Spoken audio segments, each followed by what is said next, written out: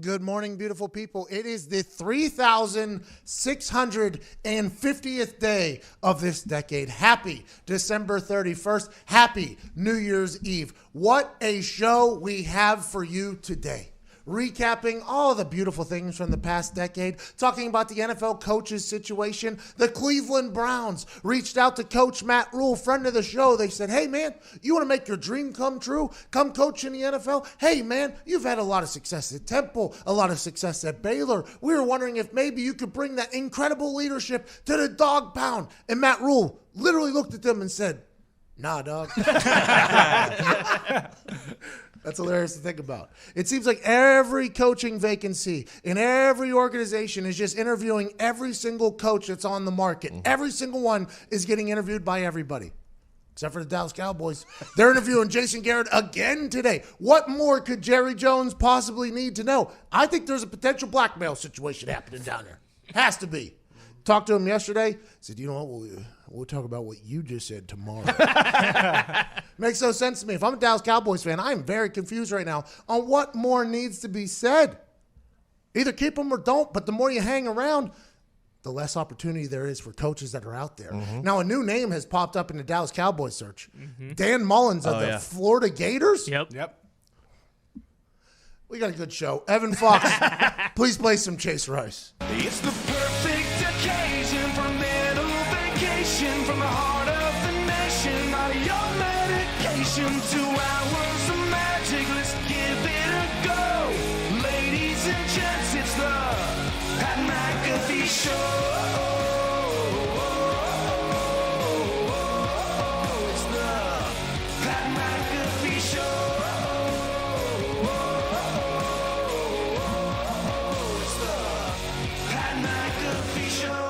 You're damn right, Chase Rice. I'm being joined by the boys at Nick Marrone on the ones and twos. Do we have any good notable news today for people to look forward to later? It's loaded, baby. Oh, Let's go. well, I know. I think that has officially been sponsored.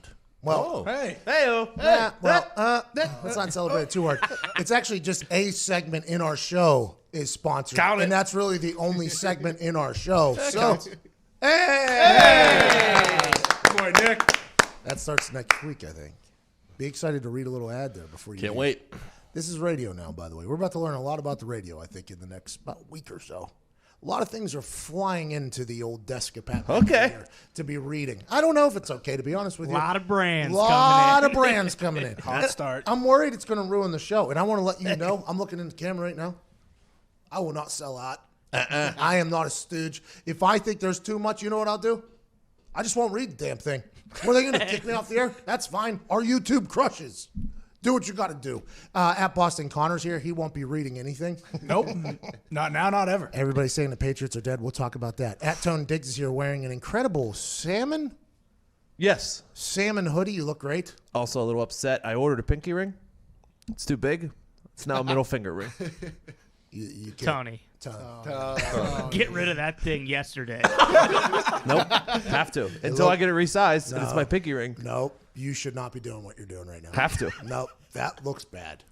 Well, it's my grandfather's ring, so. No, Don't play that card. Don't play that card. At Ty Schmidt is in place of Jason McAfee, who's on vacation just 1 week after we had a vacation last week. Shout out to Jason McAfee. Birthday. Happy birthday, Jay. At Viva Lazito, accountability buddy of mine is back there. At Evan Foxy and Todd McComas is on the ones and twos on the phones, 1-833-622-3331. We will be doing a lot of phone calls today because it's New Year's Eve. Honestly, it's a celebration. Let's enjoy what the year was of 2019 in this entire decade. Now, we have some memorable sports moments from the decade. I'm going to say them. You tell me if you remember them or not. Okay? Zito, are you ready for this? Yes, sir. The decision. Do you remember when LeBron James sat down on ESPN at a Boys and Girls Club, I believe, in New England somewhere? Sounds right. I think it was in like Boston. It wasn't in Cleveland. It was somewhere It else. was near ESPN's It headquarters. was near Bristol or whatever. Yeah. It was up in Connecticut or something like that. And he was raising money and awareness for the Boys and Girls Club, in his eyes doing something very, very good. And instead, all it turned into was a massive scandal where he dumped all over the Cleveland Cavaliers and said he's taking his talents to South Beach, Miami, where they were going to win not one, not two, not three, not 4, not 5 championships. And they won a couple, but it didn't turn out as everybody thought. And in the end, probably will be quite a skid mark on the underwear of LeBron James' career. See, that was the only time in the past 10 years I liked LeBron. Yeah, because he punished Cleveland. Just ripped their hearts out of Cleveland. Yeah, but let's assume everybody not from Pittsburgh viewed that and felt very bad for the Cavaliers. The decision I do remember, him sitting across, but more the pep rally was what I remember more. I don't think I remember the pep rally. That's where the 1, the 2, the 3 is the pep rally. Where they got introduced, Yeah. called themselves the Heatles. I was real excited about that group, by the way. I was a big LeBron fan. I've said this on numerous occasions. Saw him in high school dunk on a bunch of white kids in Pittsburgh, Pennsylvania. Sold out an entire arena. Goes to Cleveland. I mean, that team, the owner, who was the owner? Who's the owner? Dan Gilbert. Dan Gilbert just, refused to put a good team around the guy. So he says, you know what, I'm out of here. And then Dan Gilbert slandered the hell out of LeBron on his way out of there. The entire city was burning LeBron James jerseys. It was a massive cluster-uck. And then all of a sudden, a couple years later, kid comes back home, wins him some championships, says, I'm grown. That was a massive thing, though. The decision will never be forgotten. And if they ever make a documentary like they're making for Jordan, I'd assume the decision will be a part of that. Let's assume no negative things will be a part of Michael Jordan's documentary. No. Huh? Well, I mean, they could find negative things, but they won't put it in the doc. They're scared. Too scared. No. Well, he's by all accounts the GOAT. He has great shoes. And to be honest, he lived in a time where there was no real documentation of anything bad that could possibly happen. There was no potential announcement or the decision for Michael Jordan because nobody was thinking that far in advance when it came to content. So I think it could be, tough for them to find anything bad on LeBron. But I'm about fed up of seeing Justin Timberlake cry on that damn commercial. What are you crying about? And who's that guy that hosted that bad show? Ahmad Rashad. That one. He's crying on it. What are you crying about? What are you crying about? Like Justin Timberlake, why are you crying about Cry Me a River? Oh, cry me a river. Oh, cry me a river. Heard you even gave him hell. He said it, not me. Yeah. And that was about Kevin Federline. Was that in this decade? We should talk about that. Federline? Federline? K-Fed. That seems long ago. Yeah. Why is he crying in that documentary commercial? I'm done with that. Happened this decade. Justin Timberlake cried in a documentary about a basketball team. Artists. Tough moment. Oh, you know what, though? Like, what if when we watch it, it's like, Good. dump that, Don. Dump everything I just said. There's probably like a very serious moment in there. I'm going to be a bad guy. Me and my father used to watch it all the time. His grandfather was a bull. All right. Let's just move forward. I didn't say it. Shout out Justin Timberlake being on that documentary and that guy from that really good show. Ahmad Rashad. Do you recall when he cried on Punked, though? Who? When Ashton Kutcher got him on Punked? Anston? Ashton Kutcher. Ashton Kutcher. I didn't know that Justin Timberlake cried. Yeah, he was like best super episode of high. Punk'd ever. He was super high. My favorite episode is Wiz Khalifa on the cell phone going, they trying to punk me right now. That's my favorite. Who else?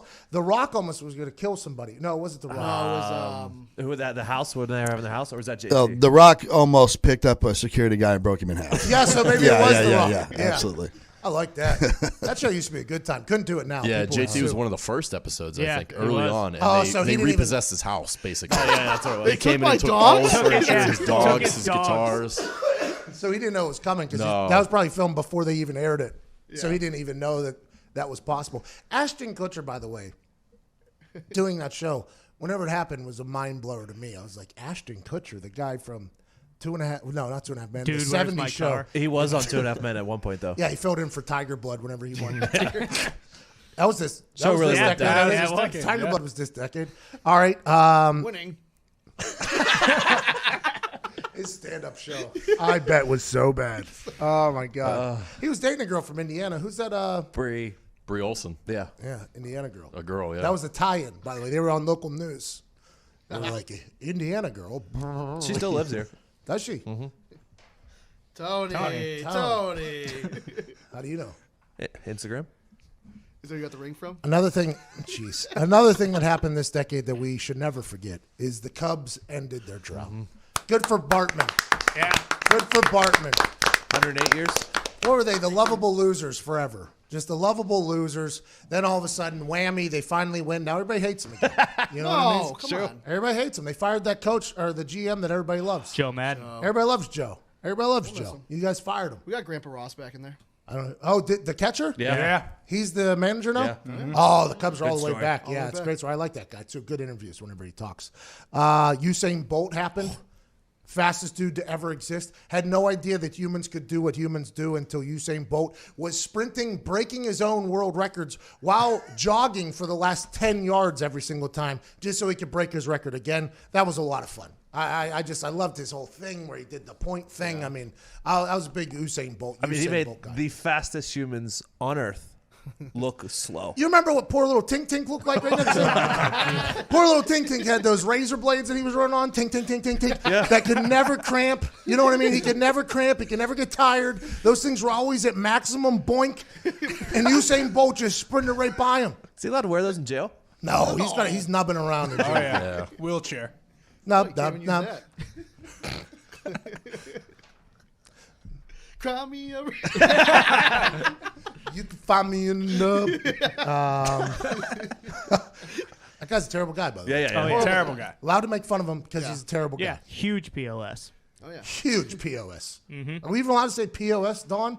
Yesterday I found out there was a couple words I said yesterday not allowed to say. The FCC will never fail to surprise me. Yeah. Let us be. They'll never let you be. Deflategate happened. Oh, man. Connor. That almost took up the entire decade, by the way. It felt like that was never going to end, and then it did with a 4-game suspension, which was a 4-game break for Tom Brady, and then he goes and wins the Super Bowl. Hindsight, it was worth it in the end. Asterisks. Yeah. was Forget the that? asterisks. Asterisks. Well, I mean, also happening in this decade, the filming of the Cincinnati Bengals sideline by the New England Patriots. Which, by the way, they've investigated, I guess, very hard, and they have yet to find a single link between the football operation and that buffoon in the video. Well, I can tell you right now, wicked fast. Wicked fast. By the way, Zito also trended for video taping the Buffalo Bills. It worked. It did.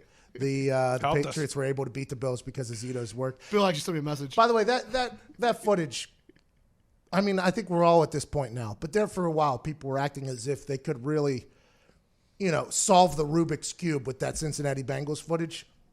I think we all recognize that there ain't nothing from that footage we can get, right? This will all just be something that nobody even talks about later in the week. Yeah, I assume so. Like in 10 years from now, people will talk about the Deflategate. People will talk about the original Spygate, but I don't think they'll talk about this Bengals one. They might throw it in adds a little bit. You think so? Just fine them, so if they get caught again, then you can really bring the hammer down. Oh, Oh. Oh. Oh. Oh. do it, Nick. Do it. Got to do it. There's a lot of laptops over there. Oh, I'm not bringing it down. Yeah, I got too much equipment. Did you hear Bill's new video he has of Marshawn Lynch on the sideline? No. Oh, What's that, from last night on the internet? oh yeah. Yeah, cheeks were out. What was going on? Why was Marshawn Lynch's ass all over Twitter last night? What was going on? Are we allowed to show it? I don't think so. This video popped up in there's only has like 30,000 views, so not a lot of people have seen this. Marshawn before the game was getting Bengay on his lower back, and for some reason his pants were down to like his knees. Legit, they were all the way down as if it was like a child at a urinal. It didn't make any sense to me. And there's somebody who's just sitting right behind them, like laughing and zooming in on the cheeks. Zoom in. That happened in the last decade. Speaking of him, Beastquake happened. Yes. Which will forever be remembered as one of the best runs in the history of the NFL, which was ended in beautiful fashion with a classic. Home up. The fact that he's back in the NFL right now and still looks like he can kind of run is very impressive. Unreal. It's awesome for the NFL. I saw him in Canada. We were with him in Canada for the DAZN shoot with the Skittles. I didn't think that guy was going to go play in the NFL again. Didn't look like he wanted to either. No, he was having a great time. He was having a blast, enjoying it all. And now, bingo, bango, serving tequila from Beastquake at the beginning of the decade to the end of the decade, still not getting a chance to run the ball in from the half-yard line because the Seattle Seahawks can't handle it. Also happened this decade. Lynn Sanity. Do you remember Jeremy Lin going ham for the New York Knicks? Absolutely ham. What was it, an 8-game run that made that guy probably $100 million? Yeah, he beat Kobe. Like 30, 40 points a game. For 8 games or 9 games? How long was it? It was 8 games, I Yeah, it believe. was something like that. He took over everything. Lynn Sanity was massive, and obviously it led to him getting a deal somewhere else. I think Houston, and then somewhere else. Yeah, and he he's never still- played. I don't think he ever played again. He's played he's for still- like 10 teams Yeah, since then. Atlanta, Brooklyn. But has he played, Yeah, or is yeah, he yeah. waiting for somebody to get hurt so he can go on another 8-game run? Probably that. Pretty much that. Now Was he's he on waiting the for that. Raptors last year? Did he get a ring? Yeah, Yes. he had that hair. Lynn's got a ring. Oh yeah. I love Jeremy. Legitimately the best thing that happened in the Knicks the last decade. I've never. It really was. Yeah, absolutely. I've never seen somebody seize an opportunity like Jeremy Lin seized it. That's a message for all the kids out there. If you're sitting around and you ain't got crap to do, whenever Wally Pipp shows up, you go ahead and you dominate like Jeremy Lin did. He's probably made $100 million, and now he has a ring because of it. Well, and I think he was a huge part of the reason that the NBA got so big in China so quickly. Also happened this decade, the NBA got small in China. I won't talk about it because I don't know enough about it. That was quite a controversy just a couple months ago. Also, this decade, Tebow Mania. Friend of the show. Yeah. He's an acquaintance of the show. He's only been on once. I consider people friends of the show if they've been on numerous times. I consider people friends of the show if I could just send a text and say, hey, insert question here and answer back. I think you could send him a text. I don't have his number. I did. I lost it. Bad move by you. If you have Tebow's number, by the way, he's all in on these keto commercials. He might be looking out for us soon. Really? Yeah. If you watch any television at all, old Tebow shows up with the keto. He was on TiVo too there for a while. Yep. TiVo. Now it's Tebow Keto. I like that a lot. That's just good marketing. Great marketing. He has a good team around him. But that's because he's a good guy. Let's get to the phones real quick. 1-833-622-3331. Not a bad decade for sports. No. Malcolm good. Butler had that interception on the goal line. Oh, yeah. The OBJ catch happened. The Minneapolis Miracle. The butt fumble. The Saints onside kick is how it's worded on here, but could also be worded as I kicked off a Super Bowl. The second half kickoff, though, not great for the Indianapolis Colts. I mean, that wasn't awesome. You want to go to Cleveland, Ohio, Richmond, Virginia, Philadelphia, San Antonio, or Miami? Cleveland. Jeez. Brandon in Cleveland, how does it feel to be in a town where a guy just says no thank you to an interview request to the Cleveland Browns? Hey, I don't know if you remember. I called about a couple of weeks ago, and remember, I'm the Steelers fan. Oh, yeah, the guy that's in the Sleeper middle cell. of Cleveland. Yeah, sleeper cell. What do you want to talk about, brother? Hey, I'm a new listener to the show. I've been listening for about a couple months now, so pardon me if you've answered this question already. But is there a difference for holding a left-footed ball compared to a right-footed ball in terms of the kicker? Brandon, Happy New Year. Great question. Yeah, it's the opposite knee, the opposite hand, and it's not as easy to make that transition from one to the other. That's why whenever you see replacement kickers come in, normally same foot as the kicker that won out because the holder and the snapper have to get realigned on the other side. It's like taking a left tackle and moving him to right tackle. It's a whole different footwork. It's a whole different operation. It can happen, but it's just not normal. Are there any left-footed kickers right now?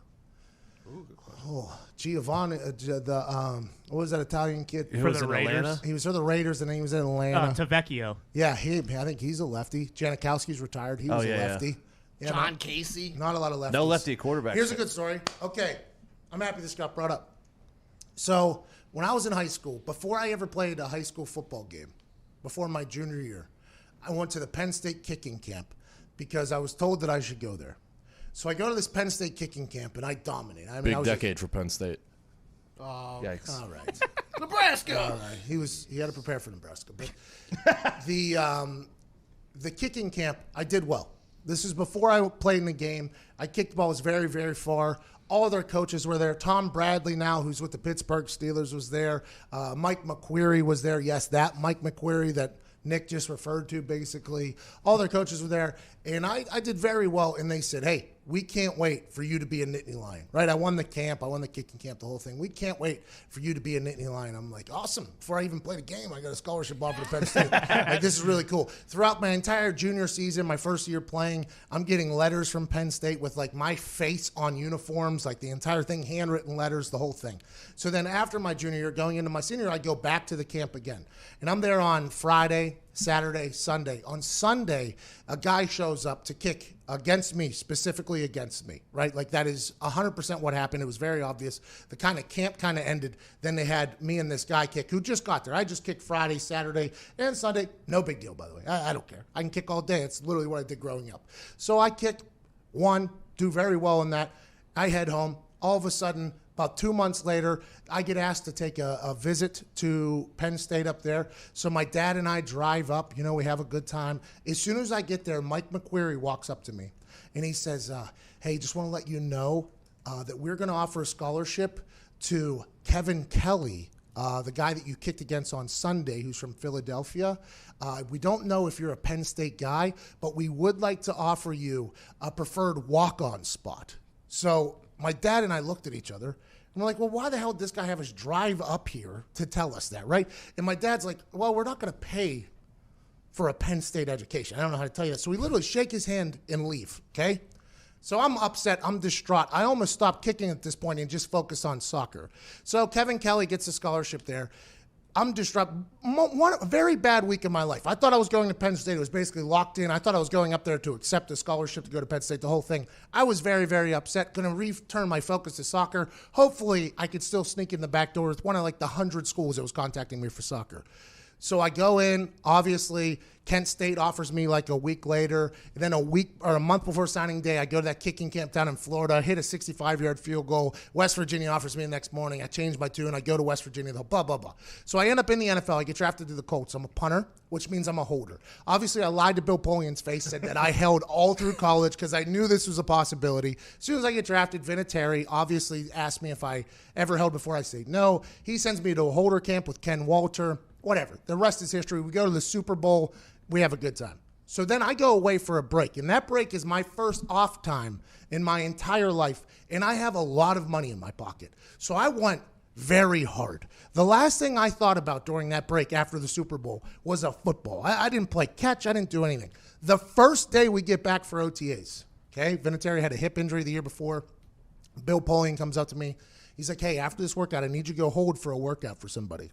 I'm like, you got it. I run sprints. I go out. I'm very tired. I'm like 40 pounds overweight. I haven't even looked at a football in like 3-4 months. I go outside. Kevin Kelly. He's a lefty kicker, okay? So I've never held for a lefty kicker. I barely have held for a righty kicker. So now I have to hold on the opposite side, and I'm the backup snapper snapping to me. In that moment, I learned I was a good person because I was actually trying to help that kid out, like absolutely trying my best. But there was no way he was going to make kicks with me holding on the other side. Okay, he went like 1 for 10, I think, that day. It was the worst day of his life, and it was probably my fault, but that was a little payback for what happened in high school. That's all I want to say about that. And I never held for a lefty again. Ever again. Never held for a lefty again. Everything comes full circle. It was wild. They didn't tell me who it was, so I walked out of the workout. I had like this longer hair. I had like a headband on, sweating, like dead. And I look, I'm like, that son of a bitch. And then my next thought was, oh, he's a lefty. That was like my first thought was, that son of a bitch. And then my second one was, oh, he's a lefty. It's the opposite hand. It's different lean, the whole thing. I tried my best, though. That was the day where I really learned, like, hey, you can be a good guy. Bygones can be bygones. I absolutely tried my best, but he did not get a fair shake with me holding for him at all. Well, things happen. And you know what? You got the greatest compliment of all time, not being a Penn State guy. Well, it all kind of came full circle for old Mike McQueary, too. Yeah. If I learned anything. So there is a difference between holding, and I've only held for one lefty, and it just so happened to be the guy that took my scholarship my senior year of high school, which is, it's quite a wild story. It's a hilarious story. It is, isn't it? I mean, it's dumb to think about the world coming full circle like that. I don't think he ever got a gig in the NFL either. I don't think so. I feel bad for that guy. I mean, what do you want me to do, pal? I haven't caught a football in 3 months. I was drunk on a cruise ship 2 weeks ago. And now I'm supposed to hold for like the biggest workout of your life. Nick, hit that music. You all know what season it is. It's bowl season. But it's not just any bowl season. It is... Ooh. Is this new music here? No. We've never had this on This the is me show. walking down the street. This is I Hope. It's old school hip hop anthem with swanky horn riffs and wistful piano sections. Rocky soundtrack. Can't say that. We've never had this on the show, I don't think. Yeah. It's deep in the list, but it's there. No way. I would remember this one. Yeah, this is a good song. Happens once in a while. It's not your fault. You don't want to overuse the good ones. Yeah, let's overuse the bad ones. Bad ones. Sounds like a 70s cop music or cop movie. Pop chicken, wow, wow. Nope. That's a porn. Oh, that's Just walking up to some pimp on the street. There, Give me the 411. I'm not going to say. A porn was found just the other day in the WWE world that really set the internet on fire. Yeah. Really set the internet on fire. Connor, you have any porns out there? Oh, no. Please, you got to have sex to have a porn out there. You all know what season it is. It's bowl season. But it's not just any bowl season. It is the biggest and best bowl season of all time. And you know why? Why? Because Cheez-It is now the official snack of bowl season. Yes, Cheez-It, the cheesy, crunchy, satisfying snack, is proud to be an official sponsor of the college football playoff. But Cheez-It didn't stop there. Cheez-It also made its way out to the desert for the Cheez-It Bowl, where we saw the Cougars from Washington State take on the Falcons from the Air Force Academy. Congrats to the Air Force Academy. Man, did we have fun, didn't we, Fox? Oh, so much fun. It says right there. And man, did we have fun. Ask friends. They even made me the master of cheese, and even though the 2019 Cheez-It Bowl is over, the fun doesn't stop thanks to Cheez-It. Cheez-It is the perfect snack to watch the rest of bowl games with, so do your taste buds a favor and go get yourself a box of Cheez-It snacks. Cheez-It, the official sponsor of the college football playoff. On the other side, we'll get some phone calls, talk about life, and what's going to happen in 2020 for you. What is your life going to be like when 2021 comes around? Connor, maybe you get rid of that kleptomaniac feel about you. Maybe. Probably not. Diggs, maybe you get a pinky ring instead of that. That'll be exciting. Middle finger ring. Oh, Frankie, maybe you get a Oh, gee. dog that isn't just a loose cannon. No, he's good now. He's drugging him. Not a bad play. 10:27, we're back on the other side. You listen to the Pat McAfee Show.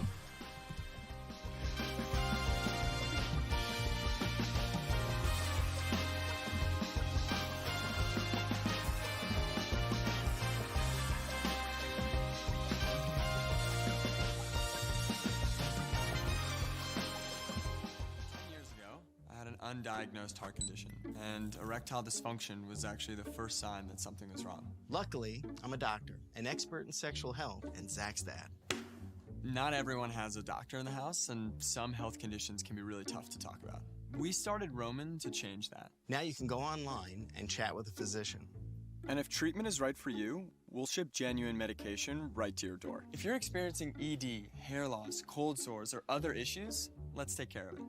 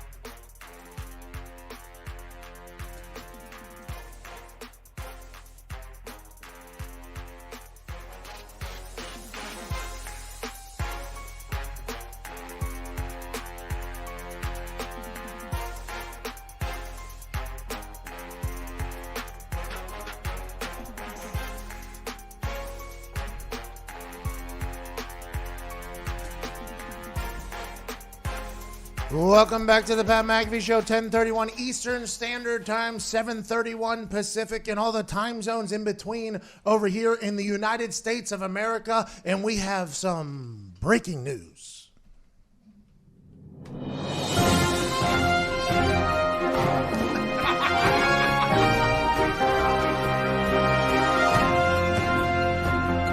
Thank you, Zito. These are all straight from the Adam Schefter Twitter account. Jaguars head coach Doug Marrone is returning for the 2020 season per sources. Shout out to Doug Marrone. Congratulations to him. Good job, Doug. Tom Coughlin because every player hated playing there because of Tom Coughlin. Doug Marrone stays. There was a report before the game that Doug Marrone was out. The Kahn family said that is not true. I thought for sure they were just saying that because they felt bad for information getting leaked before the game. They were then going to fire him face-to-face, which I thought is what they wanted. Instead, they say, no, that's not true, and we're keeping him around. Do you think because the leak came that they were going to fire him and they're nice people that they're actually deciding to keep him? That'd be a hell of a reason to keep somebody. But it's a good sign, I think. Good sign, I think, that the team played for him in Week 17. Against Colts. Also, breaking news, 49ers passing game coordinator Mike Lafleur, younger brother of Matt Lafleur, is expected to interview this weekend for the Browns head coaching job. Matt Rule says, I don't want it. LaFleur's little brother, LaFleur, by the way, who none of us knew about until a year ago, little brother none of us knew about until today, now thinking about the Browns job. Good for the Cleveland Browns, maybe finding their coach of the future. Yeah, I don't know. I mean, it's the same thing, you know. LaFleur, if LaFleur goes 7-9 with the Packers this year, his brother is not getting a head coaching interview, I don't think. But instead, they're like 13-3 or whatever. Exactly. And now little brother, who might be 14 years old, is getting a chance to interview with the Cleveland Browns. I mean, it's the perfect thing because he's got ties to Shanahan. Yep. He's got ties to LaFleur, who has ties to McVay. It's just... It all makes too much sense. I hope he gets the gig. I don't know if I watch the San Francisco 49ers aside from Kittle, though, and go, you know what, passing game coordinator, probably the guy here. Maybe Shanahan will talk him out of it. I hope he gets the job, too. Like, you know, I once gave a 30-point PowerPoint presentation on getting out of Cleveland. Maybe this isn't the place you want to go to. Kyle Shanahan did that? Yeah. What'd he do? No, you don't remember he put together like a 20 to 30 page PowerPoint presentation when he was the OC at Cleveland asking for his release. Smart guy. Smart? Yeah. That's awesome. He just pitched it like it was like a Shark Tank pitch. Oh, yeah. Mm-hmm. Here's the deal. I'm wasting my life here. All right, and Cowboys and Jason Garrett are scheduled to meet today at noon Central Time. Resolution likely, but not definite.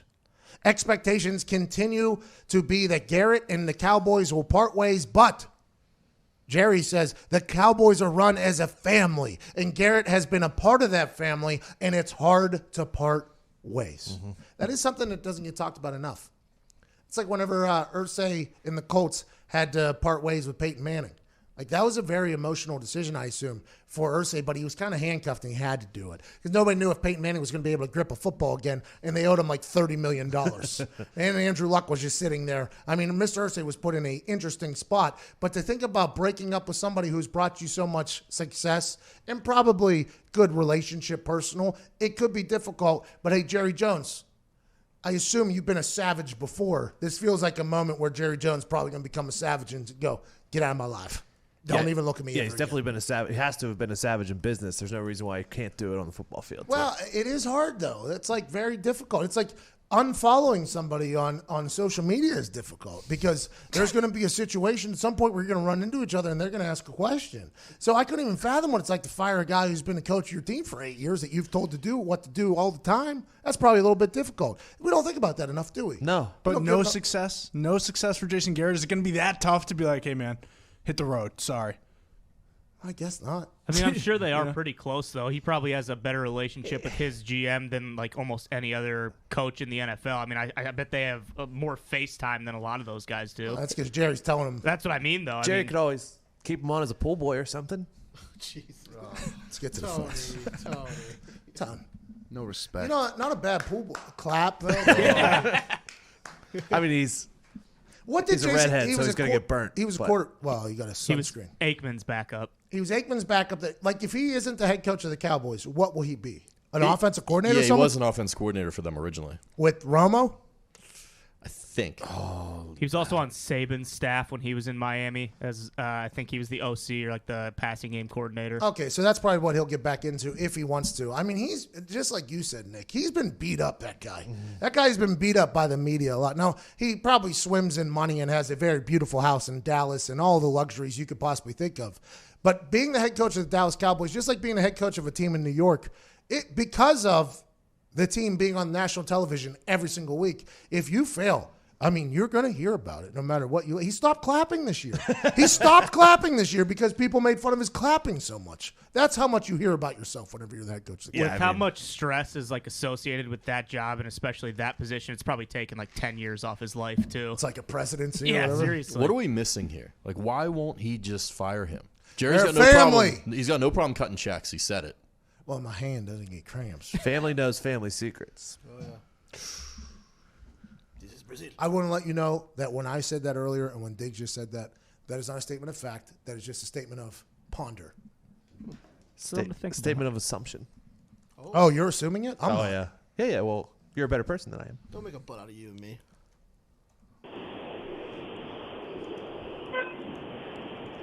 Oh, damn, what's going on over there in Philadelphia, pal? You're from the clown car. Hey, Happy New Year. How about them Cowboys? Woo!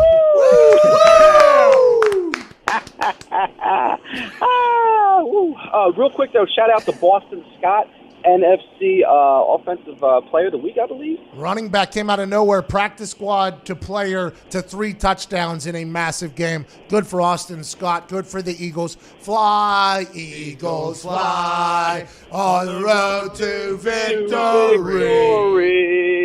You want me to do the whole song, or you guys good? Well, we don't know the rest of the lyrics, so unless you were going to pick it up, there was no way. No, we don't need to do it, Dan. How do you feel about the Eagles? How do you feel about the Cowboys potentially retaining Jason Garrett? Oh, that's news. That's great news. I hope they keep the clapper on for another 10 more years. He doesn't. What I'm actually kind of concerned about is, Matt Rule going to the Giants. That's a little. I'm a big Matt Rule fan because he did a real good job here at Temple in Philly, and big Matt Rule fan. But I really don't want to see him go to the Giants though. Man, do you think the Eagles have any chance of winning? Well, yes, because with these Doug Peterson teams the past few seasons, strange things happen in the playoffs. Philly special, double doink. Oh, come on! You like that, Zito? Even the shot at Zito at the end. That is interesting. What if they're a team of destiny again somehow? What if Carson Wentz and Doug Peterson just have this interesting little tie together that whenever they're on the same field, it's magical, even if another quarterback's playing? Instead of team of destiny, it feels like more like a team of final destination because they are losing every single person. Oh, my gosh, Dave. They just lost like one of the best guards in the NFL for the rest of the season. Like, they can't. How do you keep winning if you keep losing? But they do. I know. I don't know how they do it. It's very impressive. Doug Peterson should get a lot more credit than he probably gets for the Coach of the Year type candidate. Let's go to Chris in Miami, Florida. Que pasa? Welcome to Miami. Hey, que pasa? Damn, Pat, that's that Spanish coming out, huh? I feel pretty good about it. I got a Spanish translator who can't speak Spanish with me basically every single day, so I'm learning a little bit. What's up, fella? Well, it sounds like you need to cut some costs out there at the Pat McAfee show. If you want, you can bring me out there. Not trying to take anyone's job, but I'm a hungry worker. I'll come take that guy's job, whoever it is. Sure sounds a lot like you were trying to just take somebody's job. Scab! Yeah, you're gonna cut costs. Say my name. What do you want to talk about, Chris?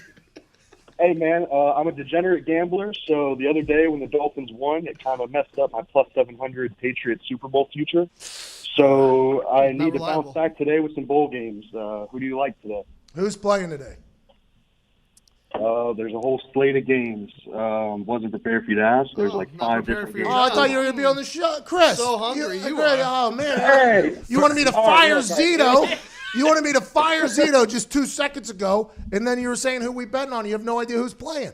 I mean, have a little respect, Chris. Off the ball. Hey, look, I know who's playing, but I don't know every single game off the top of my head. You got to give me a little break, man. I didn't know this was my flash interview. I respect that, Chris. Have a good one down there in Miami. All Hope right. the weather's great. Who is playing today? First game is the Belk Bowl, and that's Kentucky and Virginia Tech.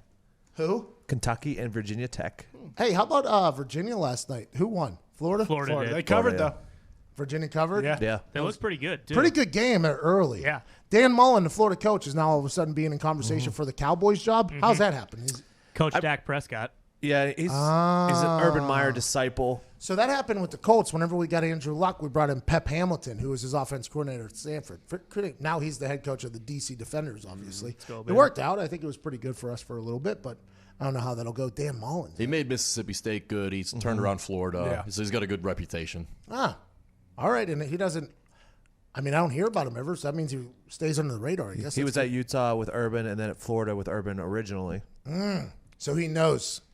He knows the game. Good for him. And I don't know who we're taking that game. Kentucky? I'm taking Kentucky, Yeah, let's take Kentucky. Let's hammer Kentucky. Kentucky's the pick there. All right. What's the next game? The next game is the Sun Bowl, Arizona State and Florida State. How did Florida State make a bowl? Norvell's not coaching, remember? That's He's true. out there just hanging out. Are they going to play hard? I like Arizona State in that one. Herm Edwards, first year. He's going to be all jacked up. Let's go. Let's go with the Herm Edwards squad. Next game is Liberty Bowl, Navy versus Kansas State. I like Navy. Navy for You sure. know they're going to try. Navy for sure. And also the Air Force. I mean, after watching what the Air Force did to Washington State with that whole triple option, I mean, they just wear you down. And if I understand that it gives the other team a couple weeks to prepare because it's a bowl game, but boy, that's tough to stop. It's like Novocaine. Give it time. It always works. Coach Ken Niumatalolo. Nailed it. I think that's his real name. Oh, right yeah. there. Well said. Big Oos, good guy. I like that Navy team. They're gonna K-State win it. is number 93 in stopping the run, so Navy. We got that. Oh, what's the spread on it? Oh, boy, good question. It was at Navy 1.5 when I did my Oh, bowl my guide. God. I'm putting everything I have on that It right now. Let's may get have to a changed. break. Let's get to a break. 10:43. If you're riding alongside me and my hammer, whatever Navy is today, hammer that thing. Let's go. Who Kansas State beat this year? Was that Kansas? Oklahoma. Yeah. Oh. Navy's currently minus 2.5. What does Lane Kiffin have to do with anything? I don't know. I was He's just been randomly saying things the whole show. No, not just this show. It's been happening. I'll watch clips back from previous shows, and I'll be like right about to speak so I don't get a chance to hear it, and there's just random words popping out of his mouth. Whenever we did the pop thing to that guy, and I said popcorn, and I almost want to think he was like, pop quiz is no fun, though. Like just, and nobody answered, nobody said anything, and then he just jumped right back into the conversation. blah, blah, blah, blah. Yeah, I mean, it's wild. All right, we're hammering Navy. There you go, Chris. We're hammering Navy today. Let's get back for whatever you lost from. He's in Miami, though. Hammered the Patriots, I guess. Oh, for the Super Bowl. For the Super Bowl, yeah. No, I don't know if the Dolphins kind of messed that up. I think it's been a season-long mess up. Yeah, I don't know why you bet on a future of the Pats when they've been terrible all year. What is the record? 12-4. That's so good. Yeah. That is so good. And everybody's like, they're dead. We'll be back on the other side. I'm about to go put a couple dollars on the Navy team because I think they're going to win. Coach Ken Niumatalolo, friend of the show. You're listening to the Pat McAfee Show.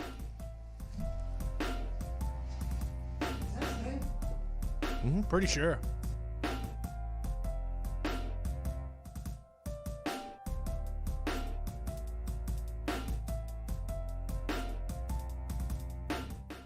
Hey guys, if you're experiencing erectile dysfunction, you can now get treated anywhere. Like here, here, even here. Okay, maybe not there. That's why we built Roman. So it's easy to get ED meds prescribed online delivered to your door. Just visit GetRoman.com, chat with a U.S. licensed physician, and if treatment is right for you, you'll get genuine medication delivered in discreet packaging. Get started with your free online visit at GetRoman.com/TV.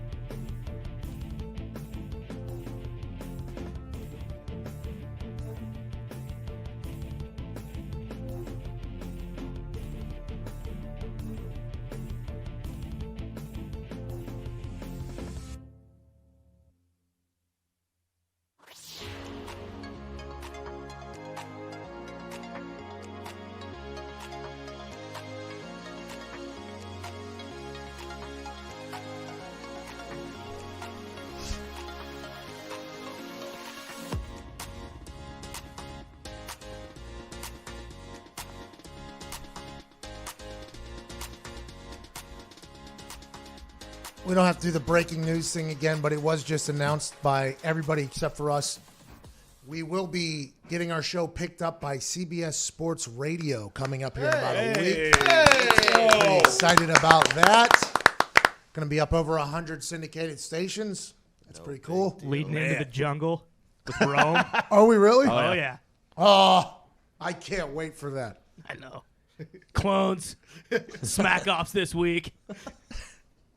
That's all I got. I thought you were going to go on a little run there. I was thinking Let's about get it. to some phones. Let's go to Zach in Fishers, Indiana. Zach, you live well. How you doing?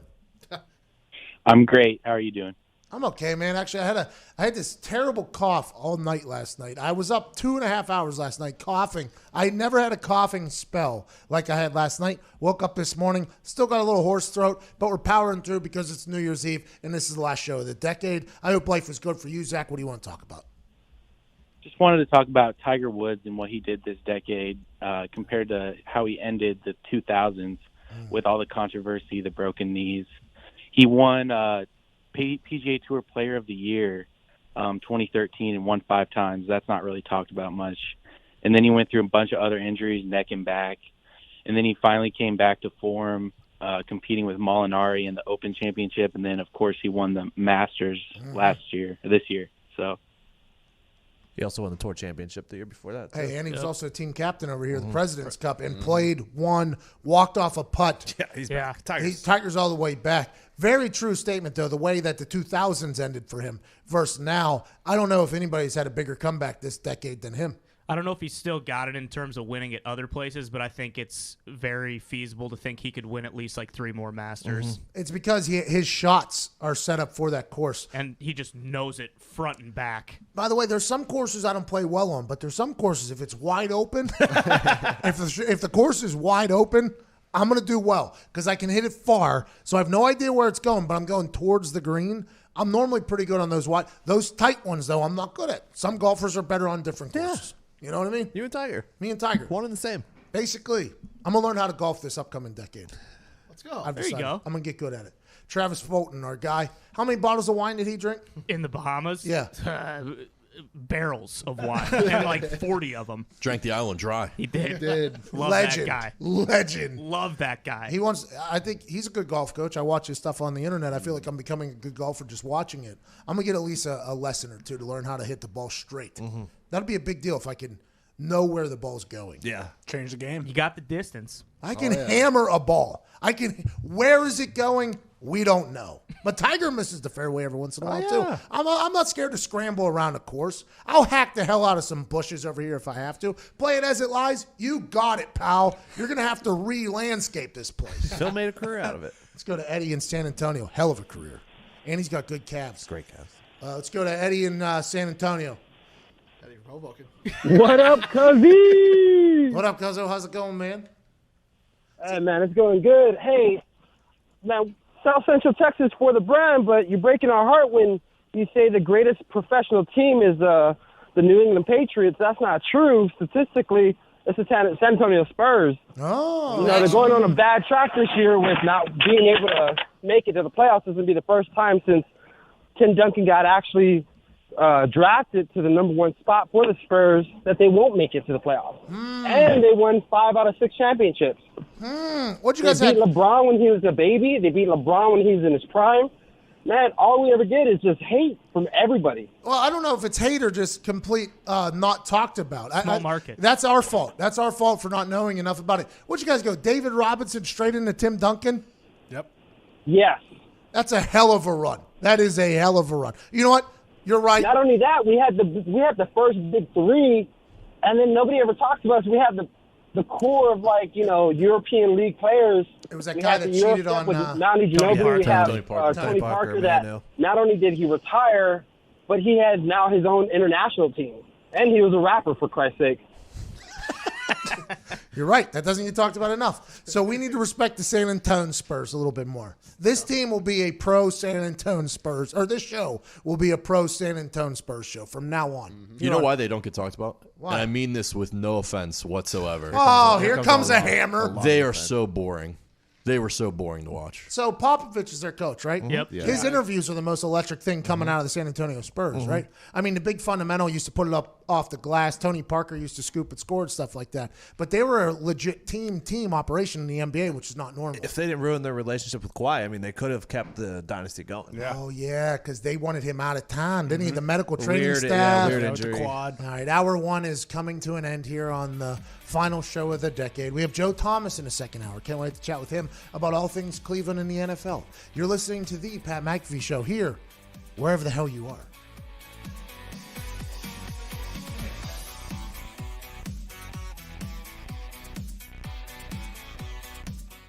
On average, people have to wait 29.3 days to see a doctor. Anyone living with erectile dysfunction, hair loss, or cold sores knows that kind of wait just won't work. That's why there's Roman, the digital health clinic for men. Complete a free online visit, and you'll hear back from a U.S. licensed physician within 24 hours. If medication is right for you, Roman delivers it with free 2-day shipping, always in discreet packaging. Get started today with a free online visit at GetRoman.com/TV. Roman, let's take care of it.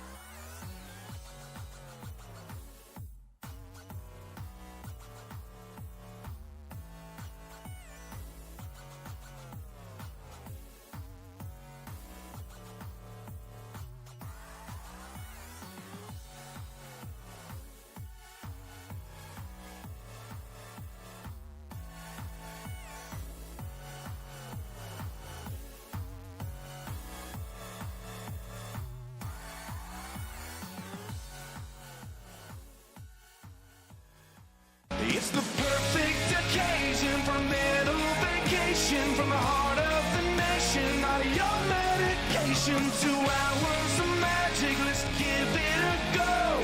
Ladies and gents, it's the Pat McAfee Show. It's the Pat McAfee Show. It's the Pat McAfee Show. You're damn right, Chase Rice. This is the Pat McAfee Show. It's December 31st, 2019. Happy New Year's Eve.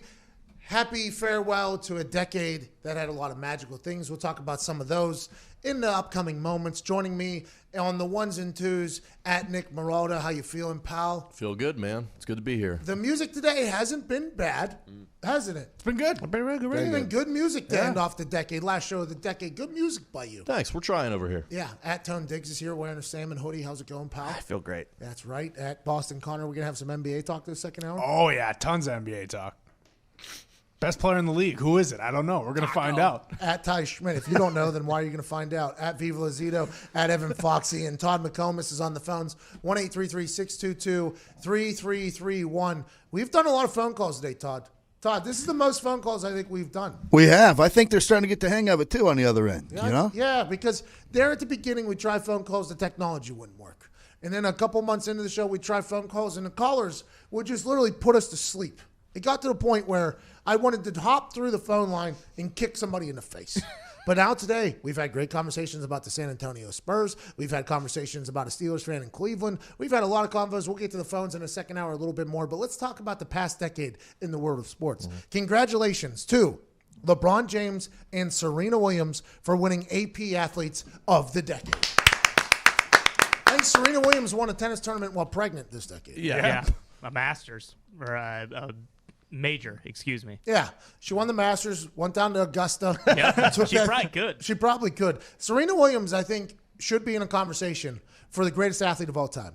Just completely flipping a sport on its head and dominating every single time she went on the court there for a long time. Now, granted, I don't think she wins every single time nowadays. I don't think she even practices. I think she just shows up at tournaments. She won pregnant. She won everything. And she made ladies tennis, women's tennis, like relevant there for a long, she was must-see TV because she was hitting the ball harder than the dudes were for a long time. And I'm a big Serena Williams fan. Congratulations to her. Yeah, I think there's like some legit sentiment that she could have beat several of the male pros, like while she was in her prime. And I would assume that the men would say that's not possible, but I don't have, from a spectator, it looked like she was hitting the ball harder than a lot of the dudes, and it looked like she was much more mentally competitive than a lot of the dudes. I mean, she had the it factor from beginning to end, and her poor sister just had to get beat up on her whole life. Venus just got beat up her whole life.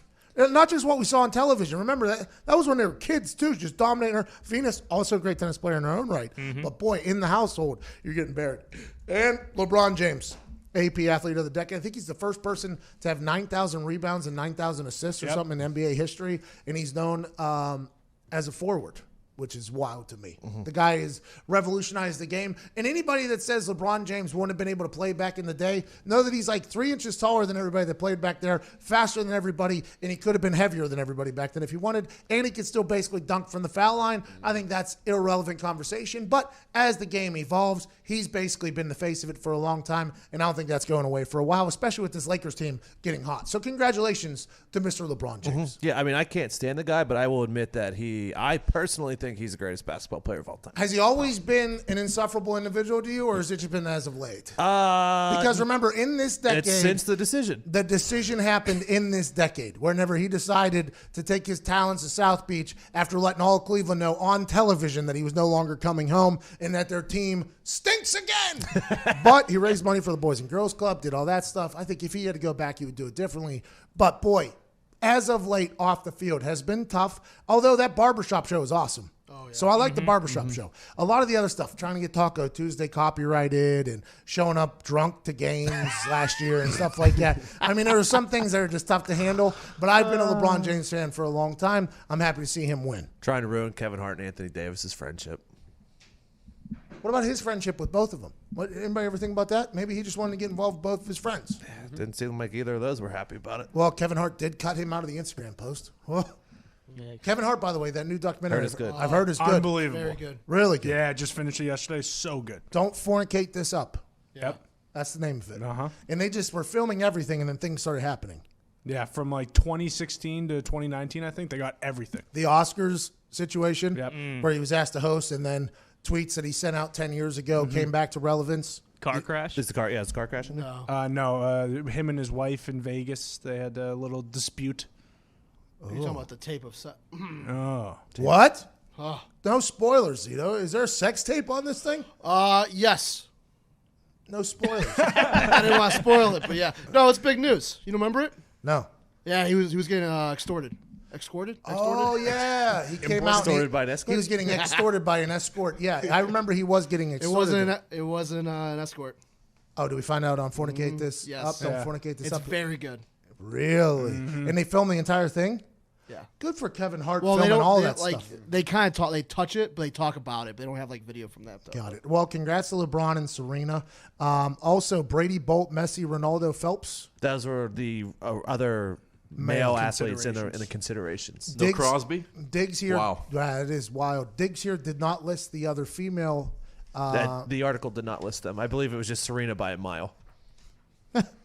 Who's the girl that does this thing? The soccer player? Rapping, though? Yeah. Megan Rapinoe. Yeah. I'm surprised she wasn't in there. Well, she won 2 World Cups in the last Yeah, decade. but the first one was Wombox. Wombat. Abby was more. Stud. Abby was more dominant. Yeah. You know, Rapinoe really was a good team player after that whole thing. Yeah, really was. That was interesting. It was almost like she was the only one that won the World Cup there for a while. I mean, I was very happy for her. I mean, take advantage of your moment, especially because they don't get paid as much as they probably should. All Olympics and national teams don't. But it really did feel. I couldn't tell you one other player on the team other than Alex Morgan. Yeah, and anybody else other than that. Rapinoe kind of took that. She did. Good for her. But the good thing with the U.S. women's soccer team is we're going to win forever. Yes. So we'll get to celebrate another one here in a couple of years. Rapinoe's probably going to be a coach or something, right? Probably coach the team. Yeah, maybe. Maybe president. Maybe president. Maybe president. A lot of good things happened in the last decade. We talked about the decision. Usain Bolt happened. Tiger won the Masters. Kaepernick happened. Just Kaepernick happened. And that is something that will be talked about forever. Kaepernick. What if he never gets back in the NFL, which we're all assuming is the case at this point? Yeah. And I think the tide has kind of got to the point where we just expect it and understand that he's never going to get in the NFL. For a little bit, there was a lot of conversation, especially whenever you see like Matt Barkley throw the ball into the dirt, like 45 straight pass attempts. You know what I mean? Your first initial thought is like, Kaepernick's got to be better than this guy. But there's a lot more to it when it comes to being a backup quarterback. You got to be able to run a scout team. You got to be able to break down film very well. I'm not saying that Kaepernick can't, but there's a lot of things that go to being a backup quarterback. And if you bring a lot of distraction, there's probably not a lot of teams that are going to want to bring you in. But whenever you watch Matt Barkley throw shot puts to players still in the NFL, you're like, this is kind of a tough look for Kaepernick. But now it's not even like that because of the workout situation that happened where he didn't do the NFL workout that Hugh Jackson was going to lead. Correct. Yeah. I look at the year that they went to the Super Bowl and how dominant he was. It was almost like Lamar Jackson. I remember they played the Packers at Lambeau in the playoffs, and he threw for like 400 yards and had like 150 rush yards. Like, just did whatever he wanted on the field. And by the way, he has an interesting throwing style, too. Yeah. He throws like a javelin. Great athlete. Where'd he go? Reno? Nevada, yeah. Nevada, in Reno. Reno 911, I heard, is coming out with another movie. Ooh. That was one of my favorite shows growing up. Reno 911. Oh, yeah, Dangle's I the was best. Lieutenant Dangle for like 3 Halloween. Big mustache, short shorts, let the gloves hang.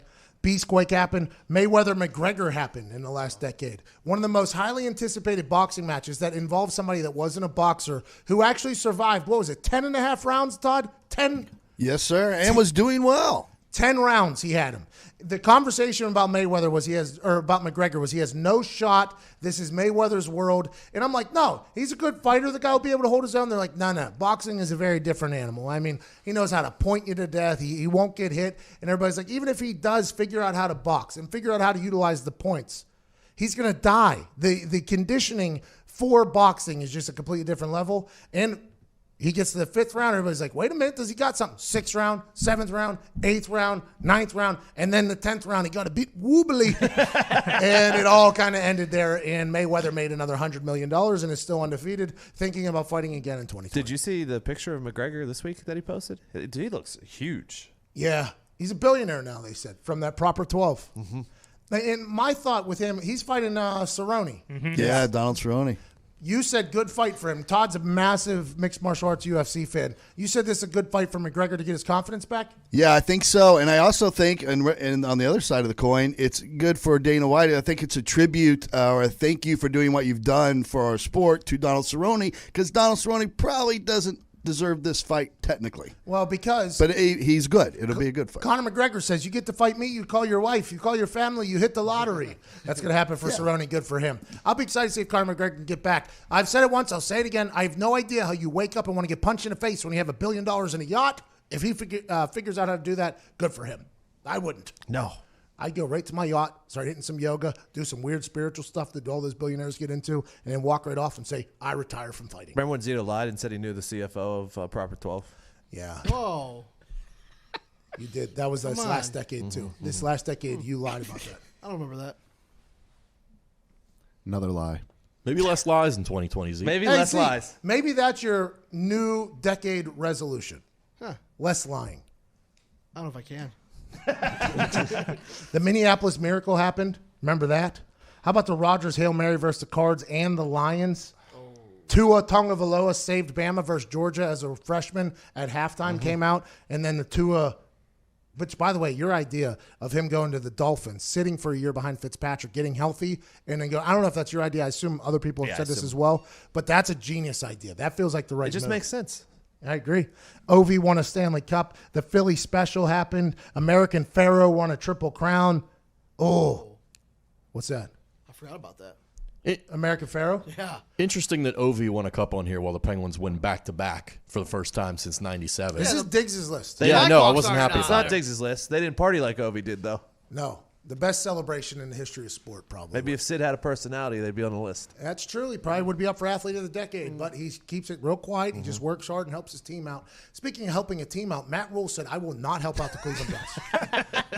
Cleveland Browns will reach out to Matt Rule, coach of Baylor, who is being highly sought after for every NFL position. Both this year and last year it happened where his name was being sought after. He says to the Browns, nah, I'm good. I'll stay down here in Waco with Magnolia Farms, Chip and Joanna and the Baylor Bears instead of going to the Cleveland Browns. The Cleveland Browns, somebody just snorted. It was me. The Cleveland Browns are spin zoning this, saying that Matt Rule said that if he goes to the NFL, he will only take the New York Giant job, which I can respect and appreciate.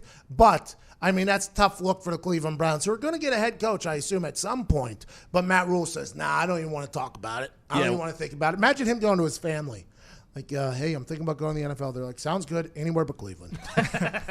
You got it. The Cleveland Browns fans that I'm seeing on the internet are spinning it as that Matt Rule knows that the Giants are the best fit for him, so that there's no reason for him Yeah, to. it's not a bad spin. I'd be spinning the same thing. And maybe it's not the right fit for Matt Rule. Maybe Matt Rule doesn't love the organization or setup or something like that. Now, granted, Matt Rule started in the NFL with Tom Coughlin, so he has his, NFL bearings. He's done very well at Temple. He did very well at Baylor right now. There's a lot of things going right for Matt Rule. I wouldn't want to sign up to go to the Cleveland Browns either whenever that organization, regardless of the amount of talent they have in the building, has just failed miserably for a long time. Not because of the dog pound. The fan base is won. The fan base has put out a winning performance week in and week out for the Cleveland Browns. Just the team stinks. It's just the team stinks. And I don't know why. Baker Mayfield getting into it with that Bengals fan, I love it. A lot of people say you don't want your quarterback doing that. I don't mind it. I just wish they would win some more games so that I could be an open Baker Mayfield fan without saying like, hey, I like the guy. And everybody's like, well, he stinks. Maybe he shouldn't shotgun beers in the outfield. Maybe he shouldn't do this. Maybe he shouldn't do this. I'm like, all right, yeah, maybe you're right. Maybe he shouldn't do that stuff. It would be nice for them to win. I like McCarthy in Cleveland. I know. Because more and more I think about it. He brings, he's not a new coach, so the players will have, I assume, respect for him. Immediate. You have to have, because his resume demands and commands respect. I mean, he's done well. He was working with Joe Montana. He's worked with Aaron Rodgers, Brett Favre. I mean, there's a lot of legacy there. And he's a Yinzer, so his voice is one that you have to listen to because sometimes words just slip out. People shouldn't look at the way things ended in Green Bay and be like, oh, this guy's a bum. Like, he's a very, very good coach. It's just time for a change. That happens. It does happen. Aren't there a lot of people from the Packers organization at Cleveland now? So it's kind of a good fit, too? Everybody says the ties are deep. Yeah. I thought, hold on, we're getting a FaceTime from AQ Shipley. Hey, we're currently live on the air. What do you think about Matt Rule and college coaches potentially going to the NFL? You had Cliff Kingsbury. How did you like him? I love Cliff Kingsbury. Big fan of college coaches now. Okay, what could be the toughest part for a college coach going to the NFL? AQ Shipley, starting center for the Arizona Cardinals, who really got things turned around with Cliff Kingsbury in his rookie year as a head coach straight out of Texas Tech. I think the biggest thing that college coaches need to know when they go to the NFL is that it's the rah-rah goes out the window. That does not motivate NFL players. So you need to find a way to adapt that way and become your own person, completely different than what you need to do in college and the hype up of players before games and, trying to sell them on motivation. The motivation in the NFL is your paychecks and to play for your team and to play for a Super Bowl. What about Ray Lewis, though? Like, when Ray Lewis gets you hyped up, you want to run through a wall. Yeah, those little team gatherings before games, I'm on the furthest outskirts. Yeah, me too. I've never heard the words in there because I've never got in the middle. I don't want to hear it. I kind of get uncomfortable. Me too. I get real uncomfortable. I just want to stay away. I want to get my mind right. I want to play. I don't want to hear a hype speech. I don't. I got my own motivation. Yeah, you're like, listen, I'm going to earn a little bit more CTE today, and I'm going to earn a paycheck. That's it. Hey, Happy New Year. We appreciate you, buddy. Happy New Year, guys. See ya. Should have asked him why it was raining in the desert the entire time. AQ Shipley, I did. I FaceTimed him as soon as we got there. I said, what the hell? I thought one of the traits of the desert was it doesn't rain. It was drenched out there. He loves it out there. He also likes that Arizona Cardinal team a lot. He loved playing for Cliff Kingsbury this year. I think early there's a lot of miscommunication. There's a lot to learn from when you're a college coach going to the NFL. And if you're an offensive-minded guy, there's a lot of protection stuff that you have to change because in the NFL you got freak athletes on the other side every single week. But I think what happened as they went forward is they really got into a good groove. I think that Cardinals team, we said it, they were going to be heartbreakers. We said they were going to be heartbreakers, and they were just that to the Seattle Seahawks. And for me, I like that team going forward. They got to figure it out on the defensive side of the ball, but they have Chandler Jones who had, 47 sacks this year or something like that. Kyler Murray's good. Kyler Murray, I think, has proved himself this year that he's going to be a good quarterback. And Cliff Kingsbury proved he's going to be a good coach. I think this jump from college to the NFL is going to I think it's really going to start happening. But I think it takes a certain style of coach. I don't think you could be that dictator-type coach and go to the NFL. I honestly don't think you can. I think it's a whole different world. I think if you can get a defense coordinator or offensive coordinator who's been in the NFL a long time and you come in as a college coach, that helps a lot because they can kind of introduce you to how things work in the NFL. And that's why I thought Lincoln Riley to the Cowboys with Rex Ryan as D coordinator would be awesome. We're forced to watch the Cowboys every single week. At least give me Rex Ryan on the television and then Lincoln Riley's offense. That'd be great. But Jason Garrett is having a tough time getting shown the door because he and Jerry Jones are family, which makes a lot of sense. Meeting again today at noon Central Time. Who knows what the future holds? I assume it's going to be a college coach there, though. I'm a little confused why Rex's name hasn't been brought up at all for the head coaching gigs. Yeah, me neither. It's like he was a bad head coach. I mean, they won in places where they normally don't win. Yes, he was. He went to AFC Championship game against us back-to-back years. Twice. Yeah, the Sanchez. I got to meet Sanchez this weekend, by the way. Good dude, good handshake. He's living his best life on ESPN. But you're right. He was able to win in places that they haven't been able to win since or before he got there. And his name will not be mentioned. I wonder what he did. He had to make somebody mad. Imagine he goes to the Browns, though, after saying, well, we all know Baker's overrated as hell. That would be beautiful. I'm very thankful for getting a chance to hang around Rex Ryan. I love that man. Guys like him, though, who have been in the league for several years, don't they have to campaign and PR pretty hard when they're trying to go back and get another job? I don't know. I don't know. I have no idea how it all works. I don't know the coaching world. I feel like coaching is all about networking. Whoever you know. If you know somebody that gets a job, it means you're probably going to get a job, whether it's GMs or whatever it is. I don't really understand it because you see a lot of bad coaches get hired. Marvin Lewis's name was up for a head coaching job again. It's like, how There has to be something else that you could do. A lot of it doesn't make sense to me, and it's all about you become a CEO. So I assume if you've been a CEO before, you get a chance to do it again because your organization doesn't want everything to kind of crumble. But I feel like it's its own. The coaching world is its own world over there. Because I mean, like he was probably gonna get a job anyway, but like in McCarthy's instance, he's doing that thing where he's got all these former coaches coming in and they're watching tape. Like it seems like, I mean, maybe that's just to like fans who aren't intimately involved with the process, but it seems like that was a heavy process. Well, exactly. It seems like it's like, okay, this guy's out there. He's preparing. He's fully expecting to have a head coaching job next year. The Fired Football Coaches of America with John Gruden, he was doing the same thing. Those coaches are football guys, like through and through. McCarthy said it's a very selfish profession. He said, but we need football. Like that's what he said. They need football. You got to have a certain trait in you to be a head football coach or to be a football coach at all. And some people have it. And when you have it, I guess it's just like this itch that has to be scratched for the rest of your life. I need to watch film for 20 hours a day, every day. And if it means I got to take all the Adderall in the city to make it to the next day, I'll do it. I just don't know how they do it. You talk to a lot of players that are very good players. And you're like, hey, you're going to give back? Are you going to be a coach? They're like, no way. The hours of coaches are insane. I don't think they need it. Like, I don't think you need to watch.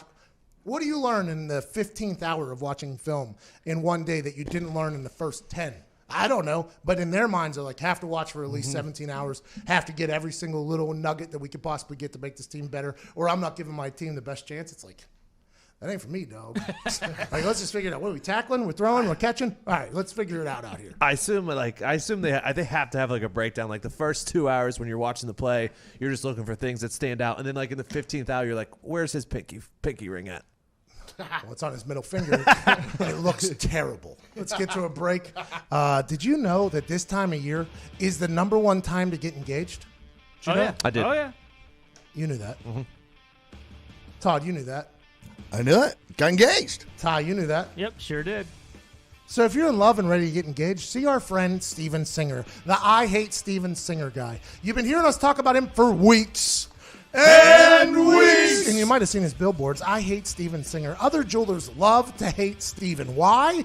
Because Steven makes buying a diamond easy. No negotiating, no haggling, no nonsense, no BS. Just one perfect price every day, and he has the best quality, best diamonds anywhere. Check out Steven's Ready for Love diamond engagement ring collection that is ready to go. Each diamond is hand-selected and picked by his real expert jewelers. No one selling online or anywhere else for that matter does it better than Steven Singer Jewelers. He takes no risk shopping to the next level with his full 100-day, 100% money-back guarantee and fast and free shipping both ways. Whether your budget is $500 or $5,000, Steven has the perfect engagement ring for you at the perfect price. Visit The Real Steven Singer at the other corner of 8th and Walnut in Philadelphia or online at IHateStevenSinger.com. With free shipping, real diamonds, real experts, real jewelers. Steven Singer Jewelers. That's IHateStevenSinger.com.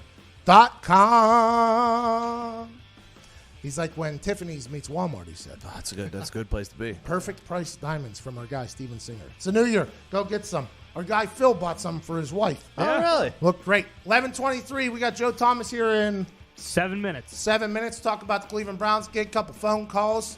We're going to wrap up this decade in beautiful fashion. You're listening to the Pat McAfee Show.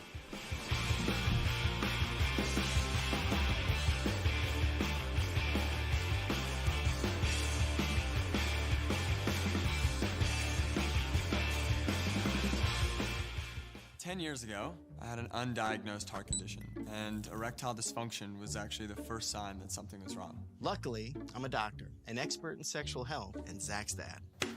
Not everyone has a doctor in the house, and some health conditions can be really tough to talk about. We started Roman to change that. Now you can go online and chat with a physician. And if treatment is right for you, we'll ship genuine medication right to your door. If you're experiencing ED, hair loss, cold sores, or other issues, let's take care of it.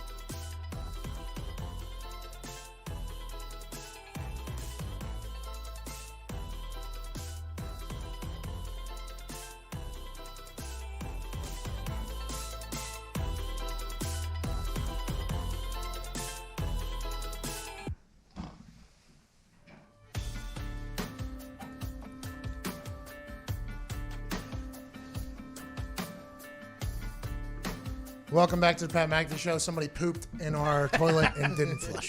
Ugh. Scumbag move. Yeah. Goldarn animals working in here. Let's go to Darren in Philadelphia. Darren, what's going on, pal? Nothing much. How are you, Pat? Darren, have you ever taken a poop and not flushed it? I can't say I have. I think I'm a civilized human person. I know how to flush a toilet. Attaboy. Tony Diggs has never had wet socks. You would never leave. It's true. Oh, Tony Dry Socks. Tony Dry Socks. Tony Dry what's going on, brother? My How you mob doing? name. Pretty good. I wanted to ask about what do you think Pat Shermer's future is in the NFL? Do you think he has a chance at being a head coach, or do you think he's going to go back to being an offensive coordinator? I think kind of the move is you go to a coordinator job to then relaunch into a head coaching gig if that's what you want. I would assume that's what's going to happen with Pat Shermer. Interesting set of circumstances for Pat Shermer, by the way, the last couple of years. Tail end of Eli Manning, then you get a rookie quarterback in there. He does okay, signs of greatness. Just a very weird spot. I would assume Pat Shermer's telling his family right now, like, next time we get a chance, we're going to take advantage of it a little bit more. Always have to go back to coordinator, though, I think, before he could be a head coach again, unless you're Ron Rivera. Ron Rivera. True. Yeah, right. Unless you're a very accomplished head coach. Yes. If you're a very accomplished head coach, that probably happens. That's what Shermer's had a couple opportunities now. He hasn't been worth a damn. Like, I don't know why you would hire him at this point, as a head coach at least. Yeah, I like that. Will in Orlando, what's up, pal? Hey, how's it going, Pat? I'm okay. Will, Orlando's where Jason McAfee is for his second vacation in 2 weeks. If you see him, tell him we said hello. I will. Okay, so why do playoff coaches interview for positions if they should focus on the playoffs?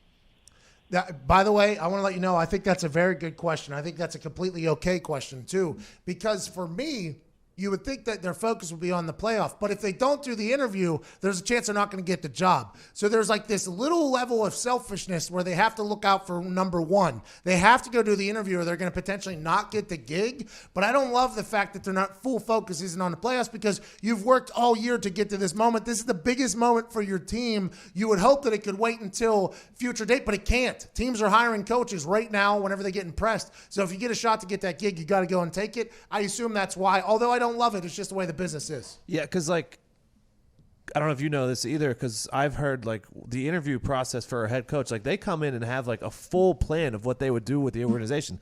That is time consuming. It's 4 hours. You got to put a PowerPoint together. Unless they work on that during the offseason, then they just plug stuff in. I would assume that's exactly what they do because every coach has their playbook, right? Like Tom McMahon, special teams coordinator for the Colts. Now he's for the Broncos. I don't know what's going to happen and where he's going to go, what he's going to do. I think he might be still with the Broncos. But he has his playbook, and then that's the pitch that he does. It's in an entire PowerPoint presentation, basically setting everything up. I mean, he's got his whole thing, and that's the only guy that I've been close enough to ask him how it goes. But I would assume that's how it goes. As you walk in, you say, this is my plays, this is my strategy, my philosophy, this is how we handle this. It's an entire process, though. It's like a 4-hour meeting, 5-hour meeting where the owner is trying to learn everything about you, the GM is trying to learn everything about you. And it is interesting to be that time-consuming during the playoffs when your focus should be on the biggest game of the year. But instead, if you don't do that, you might never get a head coaching gig, which is very interesting. It's like Josh McDaniels, by the way. Colts had to wait until the Patriots were out to set up an entire press conference, a breakfast, a meet and greet, basically. And then he turns the plane around because Kraft tells him he's the next head coach of the Patriots. Is that what happened? Yeah, I mean, that's what the whispers say. Everybody's thinking McDaniels is going somewhere. I don't know if he is. A lot of reports saying there's no way McDaniels is back next year at the Patriots. I just don't know how that happens. I don't know how he leaves what they've built over there, especially whenever he had a chance to become Andrew Luck's head coach. Now, granted, that might be get back for the Deflategate situation where they kind of played him and toyed along, but I don't know. It would be weird, I think, for McDaniels to leave again, but he might do it, especially after how this year's gone. But it's so close to the end of Brady's career, you'd think that he might just stick it out for these next 2 years and then leave. Oh, you think Brady's playing for another 2 years for the Patriots? He might have 3. I don't know. He might. What are your sources? Don't rule him out. The TB12 method. That's my source. Hey, Vinatieri did the TB12 for a long time too. That makes people play for a long, long time. Oh yeah. I don't know what's in there, the pliability of the muscles and the electrolytes and all that stuff, but they got some magic happening there. I think Willie McGinnis was a TB12 guy too. Maybe. It was before the TB12 was obviously national, but they had this whole thing. Yeah. A TB12 guy showed up at my house whenever Vinatieri was like, "I'll pay for the first one for you." It was very expensive. And I've never been more beat up in my life. There was muscles on my legs that I didn't know I had that were sore the next day. I'm like, well, I'm never doing that again. He was like, well, you got to get those things pliable and loose. And I'm like, well, not for me, Vinny. The tighter the rubber band, the more explosive. He said, yeah, but that rubber band will pop. I was like, well, we're going to ride till we can't no more. You know what I mean? What are you going to say, dude? Would Patriots fans be happy if McDaniels was a coach after Bill Belichick? Yeah, I'd say so for sure. I mean, he was a part of so much of the success, but also Stephen Belichick right around the corner. Hey, that's who we really want. Is he calling plays on the defensive side of the ball? Because if he is, this defense has been one to literally count on all year. And if he's 7 years old or whatever he is, he's potentially the next 40 years for the Patriots. That has to feel hilarious if you're Kraft. It's a situation where he's calling the secondary, and I think someone else is calling. Gerard Mayo. Yeah, Gerard Mayo. Oh, so he has Defensive Player of the Year under his Yeah. Stephon Gilmore. Probably going to win it because their team has won. Chandler Jones. T.J. Watt. There's some other players, too, that I'm definitely leaving out that people are going to be upset from their fan base. Tre'Davious White. Yeah, there's a lot of great players on defense side of the ball, but I think Gilly Lock, even though he got bombed on by Ryan Fitzpatrick this last week, I'd assume his play has been most impactful to their team's success, which is a big deal in the voting of those players of the year and all that stuff. Who's hosting that NFL Honor Show? That should be me. Who hosted it last year? Alec Baldwin. Oh. Now that I'm learning the biz a little bit. Steve Harvey. It was Steve Harvey? Who was it the year before that? It says Steve Harvey returns to host, so I'm guessing last year was Steve Harvey as well. Oh, so he's doing this year. Yeah. 28 minutes ago came out. So. I like Steve Harvey. It's going to be tough to beat Steve Harvey. I like Steve Harvey. I'm a Steve Harvey fan. Give Steve Harvey. I like Steve Harvey. Those suits, too. Nobody gives him enough credit for how good he dresses. Oh, yeah. Did you ever watch his daytime show? I don't know if it's still so on. good. But he used to have those moments at the end. They were like a moment with Steve, and it was definitely staged, but it was hilarious. Q&A? Yeah. Yeah, the Q&As were awesome. My cousin was on it. Asked a question? Yeah, they set it all up, yeah. What was the question? She engaged to her boyfriend, but never happened. Oh, so it was like a fake? Yeah.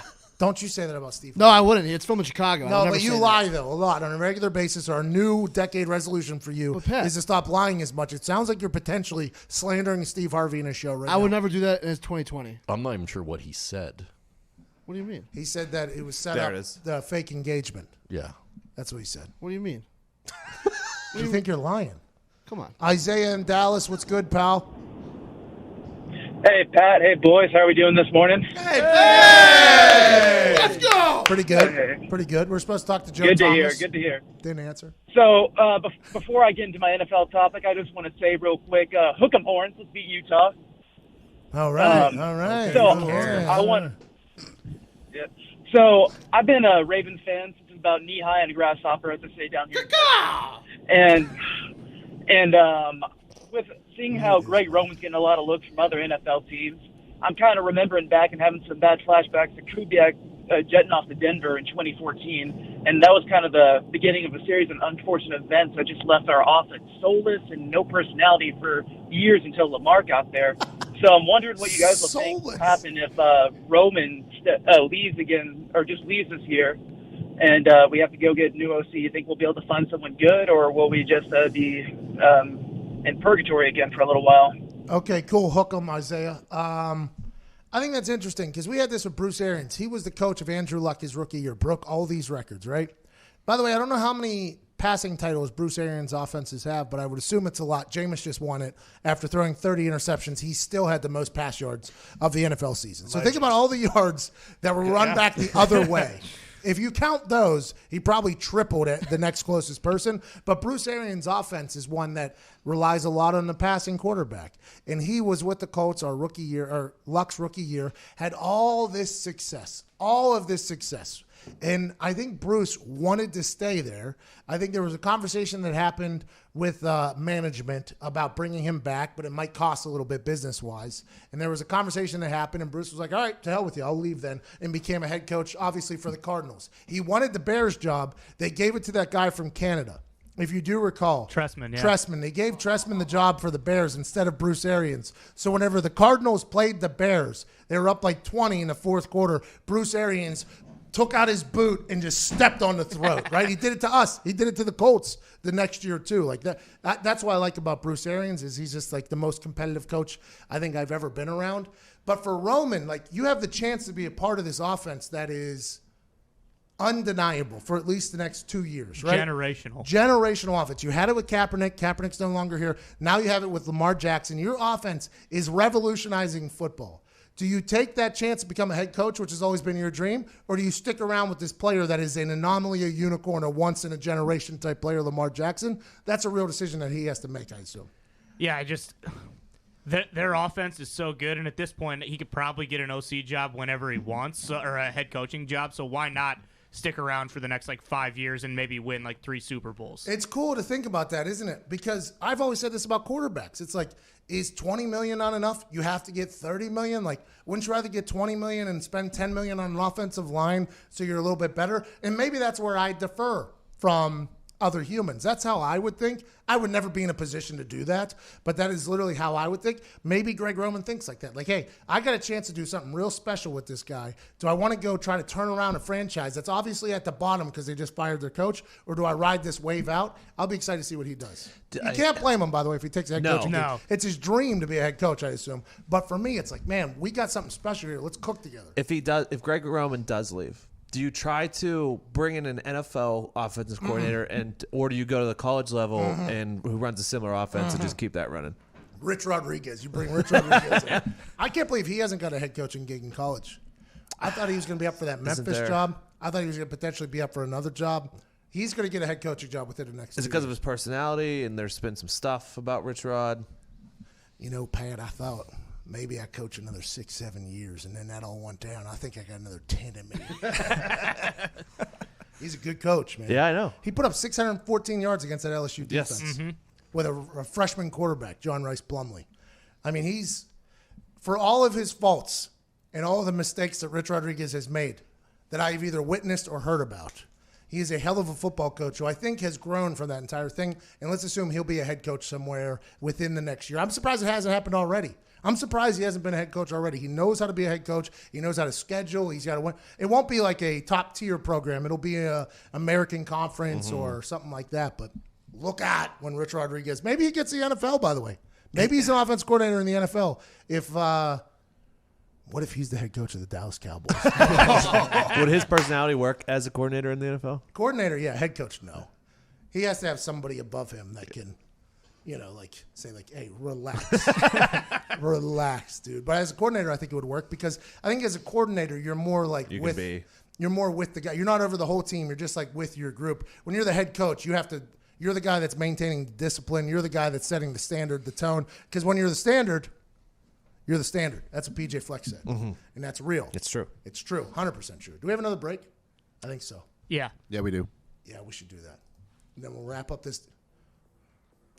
Who was that? Was that Dawn? It's a guy who pooped in the toilet, I'm pretty sure. We'll wrap up with phone calls. Dylan is, we should do this now. 13 years old. Turn the music off.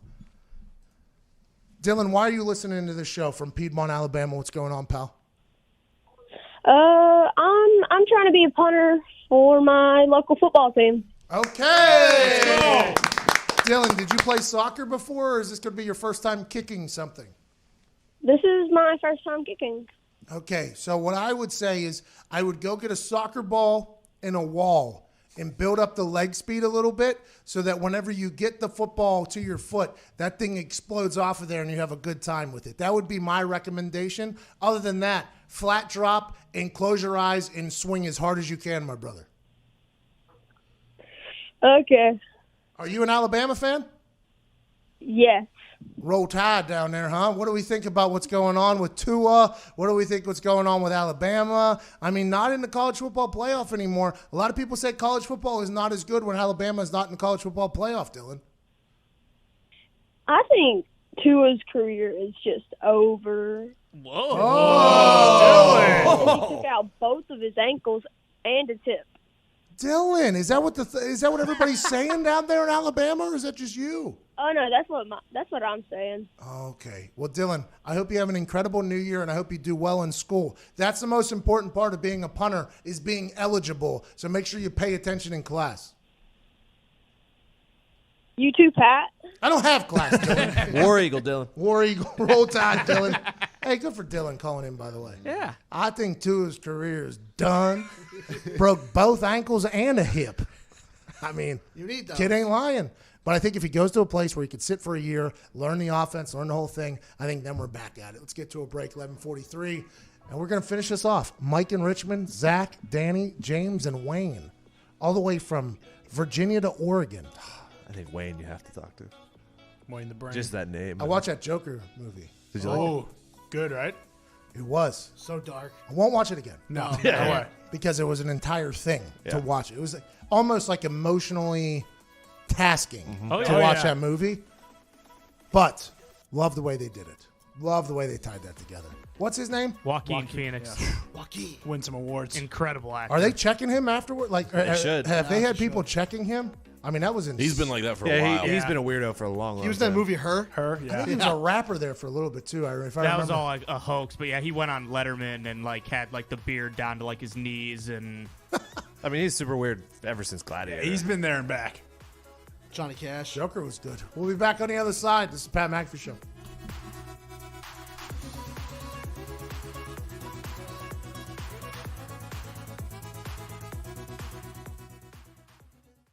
Hey guys, if you're experiencing erectile dysfunction, you can now get treated anywhere. Like here, here, here, even here. Okay, maybe not there. That's why we built Roman. So it's easy to get ED meds prescribed online, delivered to your door. Just visit GetRoman.com, chat with a U.S. licensed physician, and if treatment is right for you, you'll get genuine medication delivered in discreet packaging. Get started with your free online visit at GetRoman.com/TV.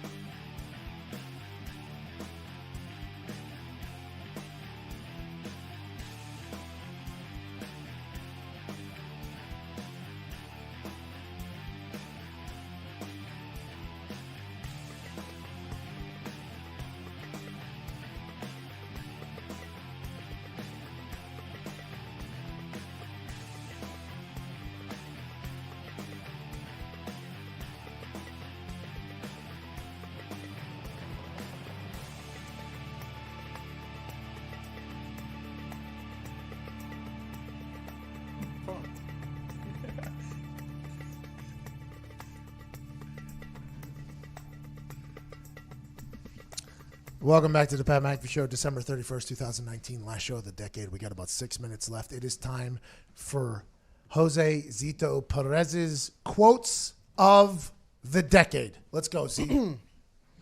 Go ahead, Fox. I like beer.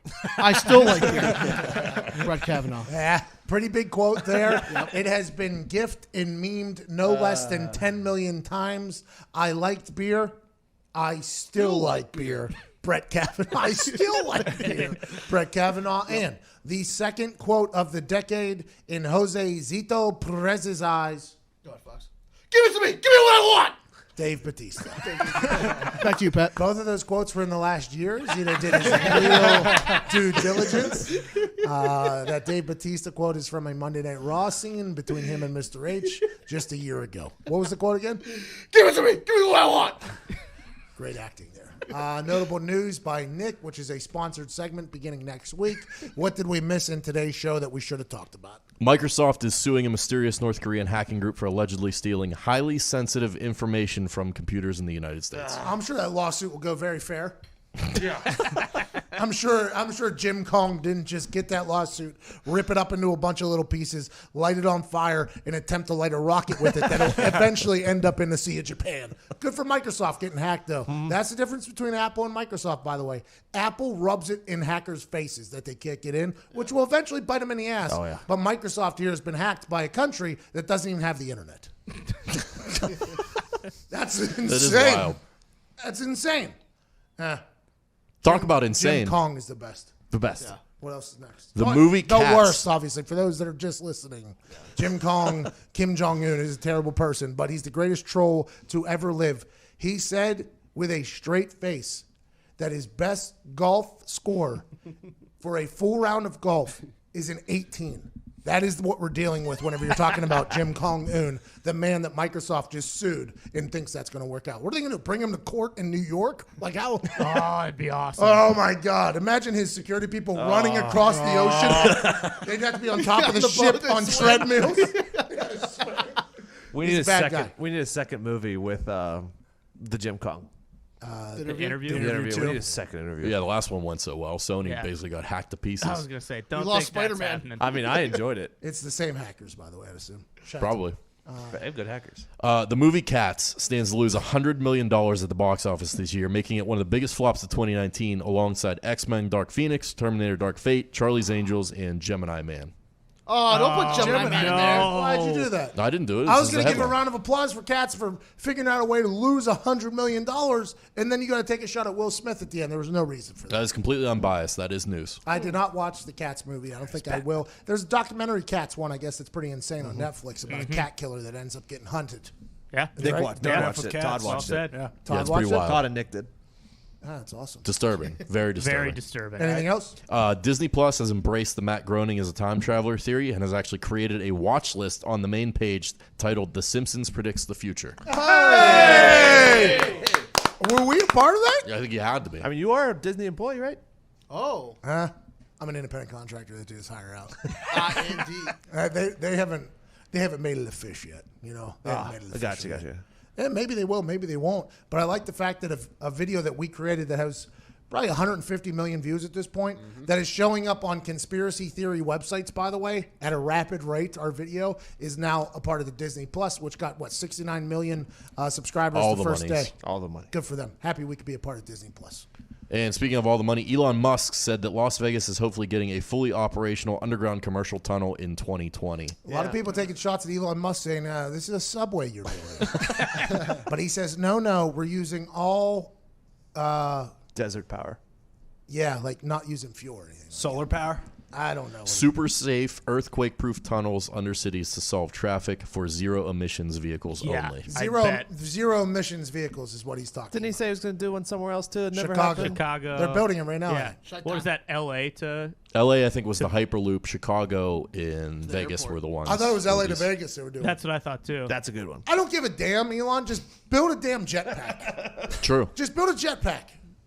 Every tweet he puts out, if you search, I'm right underneath, congratulating him on whatever he's tweeting about, and then asking, when are we getting a jetpack? Just give Pat what he wants. Just give me what I want. Give me what I want. All right, let's run through these phones real quick. We got about a minute. Alan in Abbeville, South Carolina. You got like 10 seconds. What's up? Hey, just wanted to get your opinion on the Ron Rivera hire for Washington. And Love it. I think Dan Snyder will mess it up. Danny and Sharon, Pennsylvania. What's up, pal?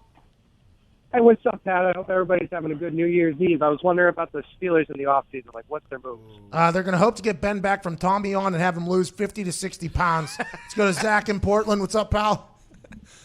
Hey, Pat. I was just thinking that they should keep Jason Garrett since his family's been in Dallas for many, many years. Let's go to James in Findlay, Ohio. See you, James. Let's go to Wayne in Raleigh, North Carolina. Wayne. Hey, Pat. Uncle Wayne here. Hey, what's going on down there, Wayne? What are the Panthers going to do about their quarterback situation? Oh, I have no idea. It almost feels like Cam Newton's the right answer. Mike, Richmond, Virginia, last one, 10 seconds. Happy New Year's to you and the boys. And if Jason Garrett's not fired at noon, he's Jerry Jones is a stooge and a sellout. All right, Mike, we appreciate that. We hope everybody has an incredible new year. Thanks for rocking with us in 2019. We'll see you next year. This has been the Pat McAfee Show from Indianapolis, Indiana!